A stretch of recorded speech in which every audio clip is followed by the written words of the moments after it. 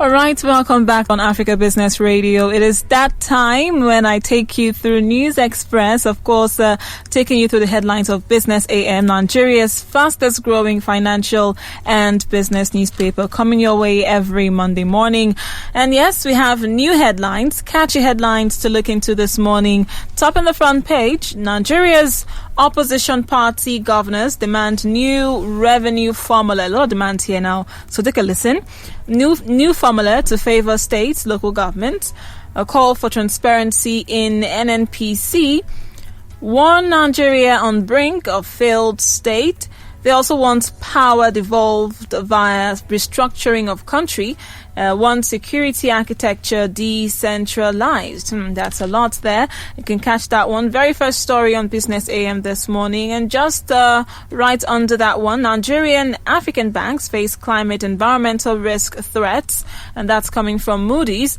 They've exposed, they are saying that these banks are exposed to high risks on rising loan portfolios, vulnerable to outsized government bond holdings. And then this one here, 49 banks in Africa extend $218 billion to risk-prone sectors. Of course, Mr. Philip will give us his thoughts and more insight into this particular one. But before I bring him in now, let's move over to the summary section where we have this one on page 3 of the paper.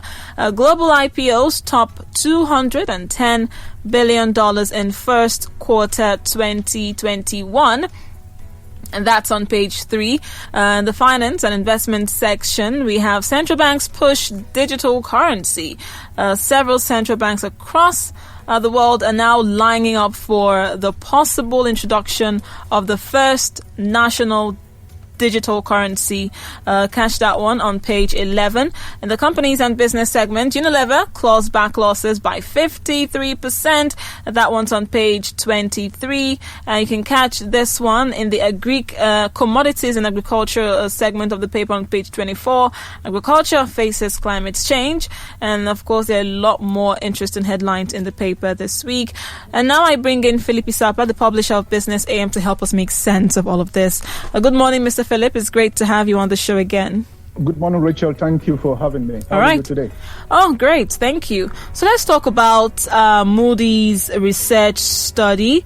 These guys have come out to highlight that African economies have always been susceptible to environmental risk, but that climate change makes shocks more frequent and even more severe. Help us make sense of this. Now, if you see the way the world has been going, climate change has been a major issue. Now the problem of the climate change that is affecting the world at the moment, is beginning to trickle down in terms of how different sectors within economies around the world deal with different issues. The finance industry globally, has been looking at climate change in a way, in terms of how they can support, the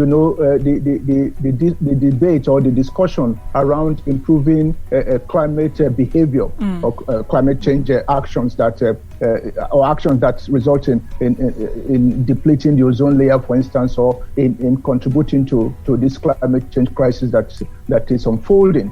Now, what they are saying is that if you look at the different sectors of the economy in terms of the exposure that banks, in terms of their loan portfolio to different sectors, those ones that are related to environmental, which all sector is related to environmental, and a lot of exposure to energy sectors, tend to exacerbate the rate of risk, and so that's what Moody is saying. This study has shown that across Africa, particularly, and then Nigeria, because that's what really where we are based, it's the banks that are operating are exposed. If you look at, they say 49 banks, are exposed to the tune of $218 billion, so they've lent money to this high-risk environmental and climate change-related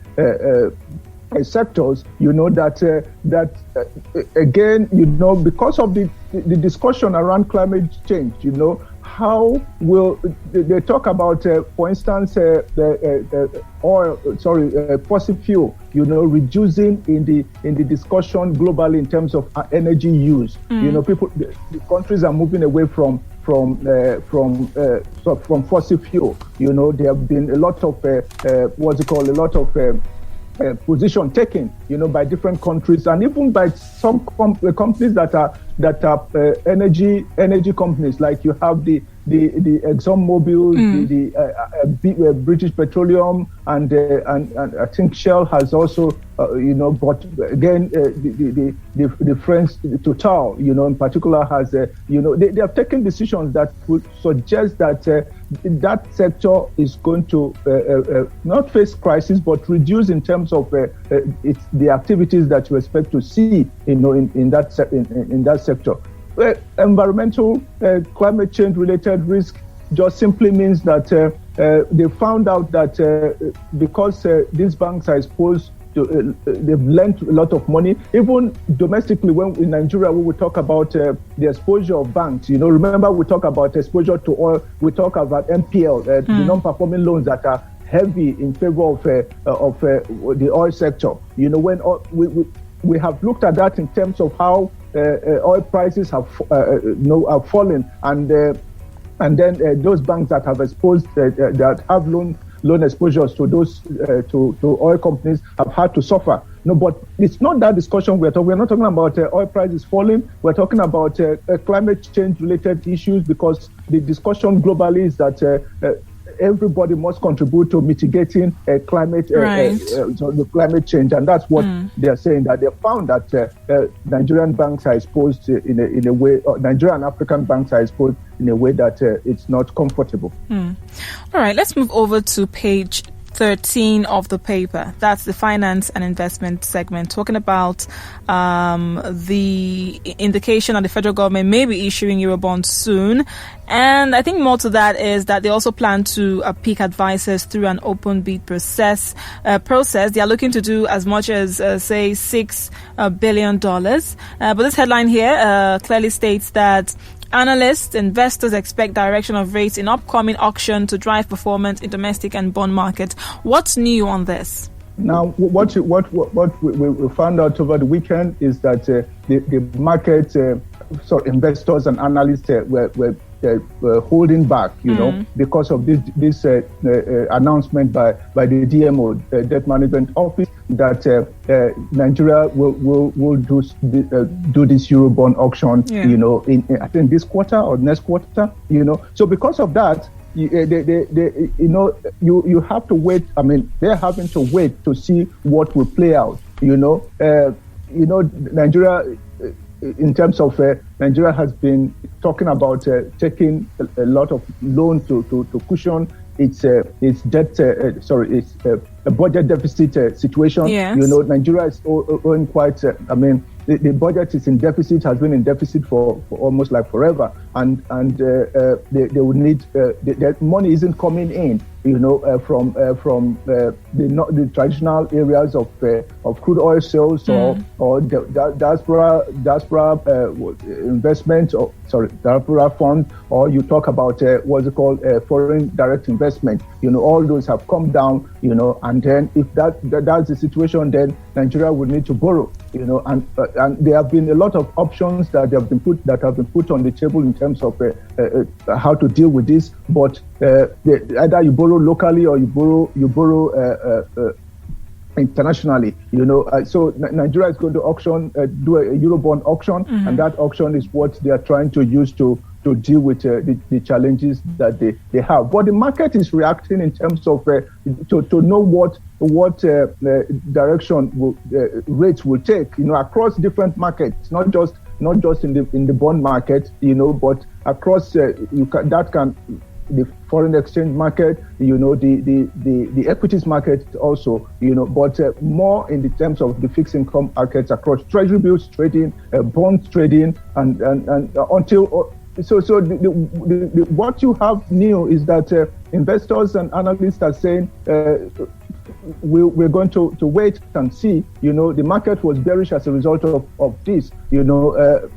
And then you saw in the headline says investors hug the sidelines, just waiting to see what will happen, given the announcement that came out. All right, I guess we'll have to wrap it up at this point, Mr. Philip. We're already short of time. But in 1 minute, please, turn our readers' attention to other, headlines they should be putting their eyes on.